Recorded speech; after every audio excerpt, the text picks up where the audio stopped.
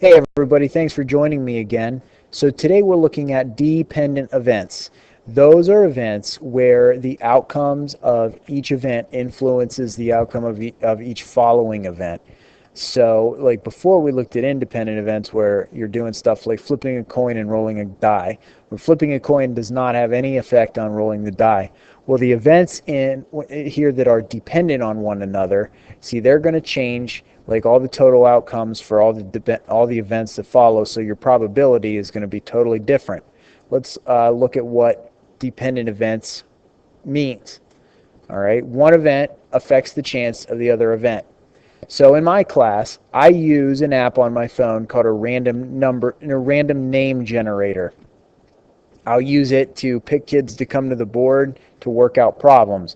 So once a name is chosen from the list, then it is deleted until I refresh the list. So one kid gets chosen, then they're out of the running for the next name to be chosen. So the probability is totally different.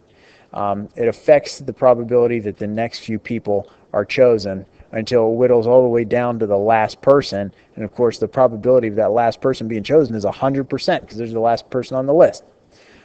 So yeah, the probability of choosing specific names is dependent on the others because the first choice affects the second and affects the third and so on. Let's look at a problem related to this. All right, what's the probability that using my random name generator, I'm going to choose kids named, say like Gavin, Lily, and Dylan? Well, first you find the probability that Gavin is going to be chosen. So let's say that I have 20 kids in my class. All right, so the probability that Gavin will be chosen first is going to be 1 out of 20. All right, then his name gets removed from the list. That means that now there's only 19 students on the list. So the probability that Lily is going to be chosen second is going to be 1 out of 19. All right, once her name is removed or is picked, it's out of the running. So that means that the probability that Dylan is going to be chosen next is going to be 1 out of 18. All right. So now to find the probability that these names will be chosen in that specific order, we multiply them all together. 1 out of 20 times 1 out of 19 times 1 out of 18. That's going to equal 1 out of 6,840.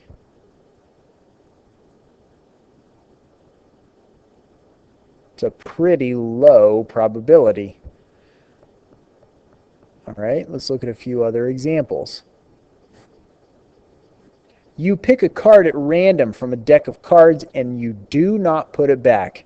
So this is the key really when it comes to these dependent events, especially if it's something like picking cards or picking names out of a hat, picking marbles out of a jar, whatever it is. If you don't return that thing that you removed, then that totally changes the probability of the next thing happening because there's less choices now.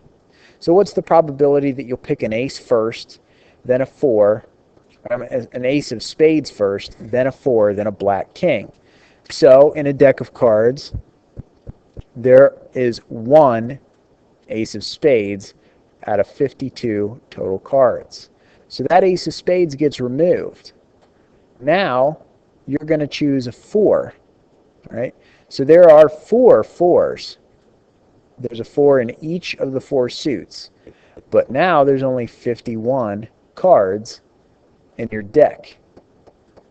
All right, and finally you're going to choose a black king. There are 2 black kings. But after you have chosen the ace of spades and your 4, now there's only 50 cards. All right, so the best way to multiply these, you can just multiply straight across. We can cross simplify here, but just for the sake of argument, I'm going to show you just straight multiplication. So multiply your numerators and you get a numerator of 8 multiply your denominators, and you get 132,600.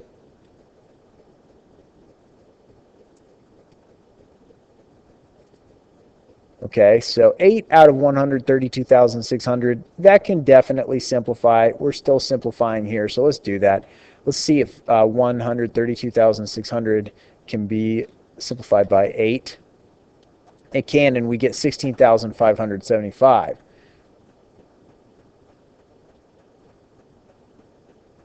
So the probability of these three specific events happening in that order is 1 in 16,575.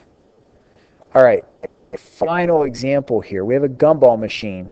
There's 3 pink gumballs, 8 blue gumballs, and 5 purple gumballs. What is the probability that you'll pick a pink, then a blue again?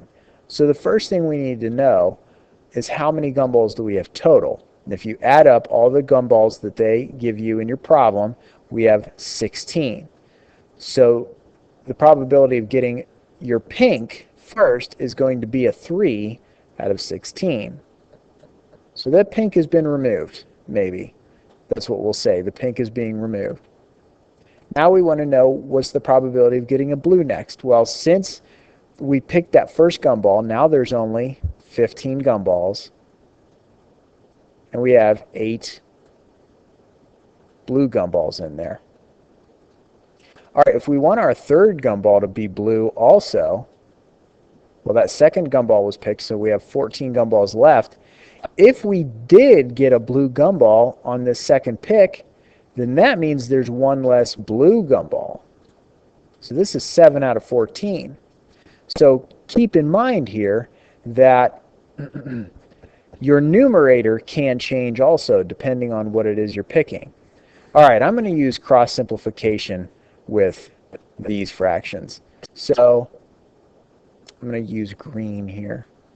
Actually, this fraction right here is the one that can be simplified most easily. 7 out of 14 is obviously 1/2, isn't it? Yes, it is. All right, cross simplification means you kind of like compare the numerators and denominators that are across from each other. So if we look at like 3 and 15, 3 and 15 can be simplified by a factor of 3. So 3 can be reduced to 1, 15 can be reduced to 5. All right, and we can look at 8 and 16 here.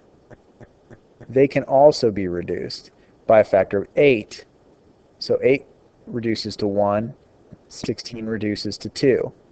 All right, and at this point we've reduced it as far as we can, so now we can multiply straight across. So 1 times 1 times 1 is 1, and 2 times 5 times 2 is 20. So you have a 1 out of 20 probability that you're going to pick those 3 gumballs in that exact order. All right, so that is dependent probability. Go and use it in good health.